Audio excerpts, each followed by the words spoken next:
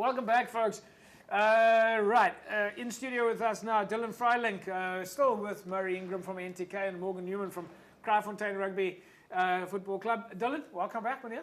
Thanks for having me, JP. Blessed 2025, and let's hope it's a very good year. Can you believe it? Cape Rugby TV, Morgan Newman, by the way. This is 15 years. We're now For real? Yeah. Wow, Japes. That's congratulations, actually, is in order, I guess. 15 years. Dylan just reminded me in terms of the years. Was I here the first year? I don't know. I feel like I was. I think you were when we were still broadcasting live out of the Cape Town Yes, TV that's studios. right. Yeah. Wow. And Dylan was, of course, playing at the time. Yeah, it's been a long time. For primary school. Part of the furniture. It's part of the furniture. Full circle.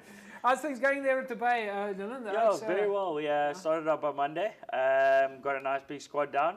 I couldn't give you the exact numbers, maybe about 50, 55. A nice big squad down, train Monday, Tuesday, Thursday. Yeah. And we'll go through for as long as we can now, until the season starts. So you guys, from a FalseBay point of view, and Murray and we were all talking about this, is you've had an interesting ride from winning a Super League A against Durban 5 years ago, and then some changes, and of course there's been many fluctuations in sport across the board. And you had a lot of guys that had, like, I think 400 caps for FalseBay. Now you're in a really sort of, I wouldn't say building phase anymore, but it's time to capitalize. Yeah, definitely. I mean, last year you could have said it was a bit of a building phase. Had a lot of youngsters, and as everyone knows, SLA is its own beast. Yeah. There's no easy games anymore. It's a very, very difficult league to play in. And in that league, experience counts. If you've got a lot of guys that are inexperienced, they've got to learn very, very quickly, because you learn the hard way.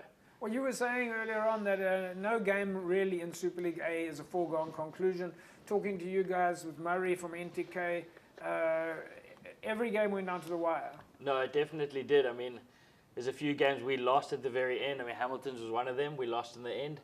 And turn around in the game against NTK, we actually ended up winning in the end when they were up. So the season was absolutely crazy. So is it fair to say, Morgs, at no points, I mean, I'd like to think about it, that when you look at the games, we said this for years now, or at least certainly for the last few years, that in any of the games that we watched, at no stage did we think that we were seeing bad rugby. It didn't matter who was winning or losing, and it didn't really matter what the scoreline was. It never gave a true reflection, because when you were watching the game, you were seeing lots of running rugby, lots of organized structures. There was no bad rugby. Yeah, Jess, I think you hit the nail on the head. I think, I spent the last 3 years going to watch club rugby on a Saturday afternoon, and it's been quite entertaining, standing from the outside and watching, what's going on. I think it's been quite refreshing that there's no longer in Super League A, I think, the sort of the old school top 3 or top 4 that are always going to be there. And, if you go down to a FalseBay NNK game, FalseBay going to run in 60 points. Those days are gone, The same with Durbals of this world, the Hammies of this world. There's no more. So it's quite refreshing, I think, and I think, I know you spoke about Super League B being sort of like a really tough league, but I think with the amount of talent that is in the Western Cape being dispersed a little bit more evenly of late, I think we're definitely seeing more clubs with more talent evenly spread. We're no longer having this, 5 of the best centers in the Western Cape all going to the Hammies of the world or the FalseBays of this world. 2 will go there, 2 will go to FalseBay, 2 will go to somewhere else, and the competition is just so much greater. As Villages are doing a resurgence. They're doing something right at their club. We're starting to see Villages come to the fore and be sort of amongst the top contenders. So Super League A, without a doubt, the quality and the entertainment factor is back at Super League A, and I think that for me is a real positive. Murray, from a development point of view, one of the things that we've seen, or a couple of things that we've seen over the last few years in club rugby, and I think Western Province Rugby has to take a lot of credit for this, but we're seeing an increase in the coaching skills themselves. Last year, for example, they had more coaches going through level 1 and level 2 coaching courses than ever before. And today, also in the world of club rugby, we're seeing more coaches doing things like using technology, using social media to coach, even doing things like bringing their players into Zoom sessions. So the overall standard of rugby across the regions, Super League C, Super League B, the overall standard is just getting higher and higher.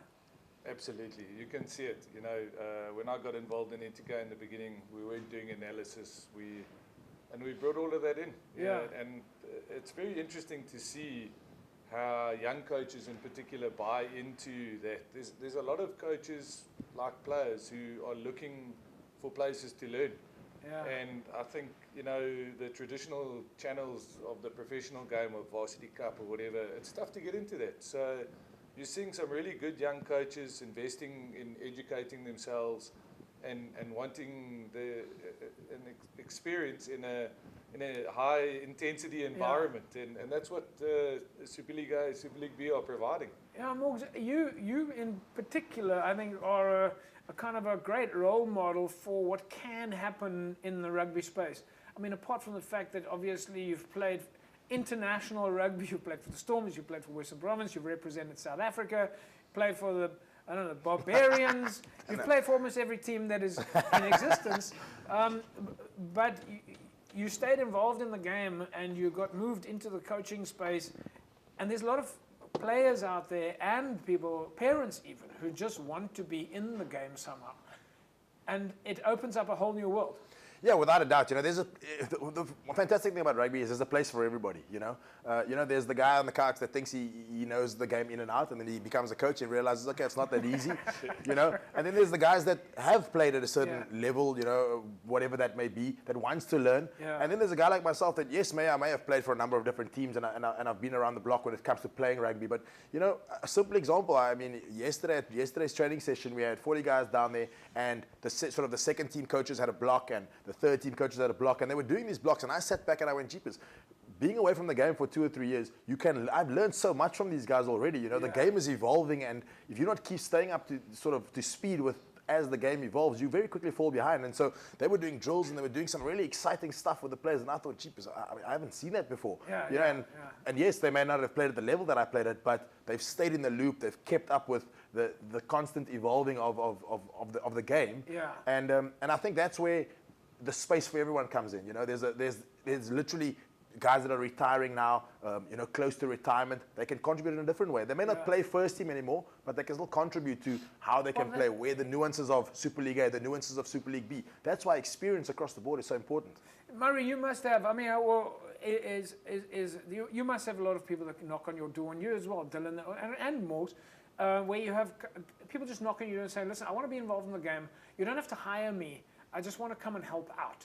I will help you guys. I'm always available. You know, these things. Of course, there's more formal procedures and structures one has to go through, but there's a lot of that. You get a lot of that. You bump into people on the stage. They say, you know, give me your phone number and I'll come and help you guys. Great example is guy CJ Fellerman. He's played a couple of games for us last year. You know, if you know who he is, he was an unbelievable young talent. Played for the Kings in the old Super Rugby. Had a lot of injuries. He was coaching in one of our feeder schools, and he's got a contract at Western Province. Played Currie Cup, but he's 29, turning 30, and wants to be a coach afterwards. So he's coaching our 20s, and mainly because he wants to invest in his post-rugby career. You know, it's a very uncertain industry to be in. And for us, you know, but some guys just love getting down to the club. They just love coming down and being with the guys. That's what I said to him last night. You know, he was getting stuck in, and I said, geez, you know, you're a great rugby player, but you're probably going to be a better coach. Yeah. You know, the thing is, James, also with regards to this whole coaching, you know, it's no longer just the case of it's my eyes and what I see is how it goes. You know, you've got to be open to the idea of like getting other people's opinions, and gives you an opportunity to assess it, and maybe you build it in, maybe you don't. Guys, I'm going to, Murray we're going to say goodbye to you. Fantastic to have you on the show with us. We can't wait to get you back and find out more about NTK. So this is not this might be the first, but it's definitely not the last. Thanks for having me, JB. Absolute pleasure, and looking forward to seeing what how the season unfolds for all of us. Keep doing the great work you're doing, man. Right, folks, we'll take a break. When we come back from the break, we're going to be joined by the famous Renzel Botman, otherwise known by some people out there as Renzel Bootman. But we will continue to call him Renzel Botman. We'll be back in a second.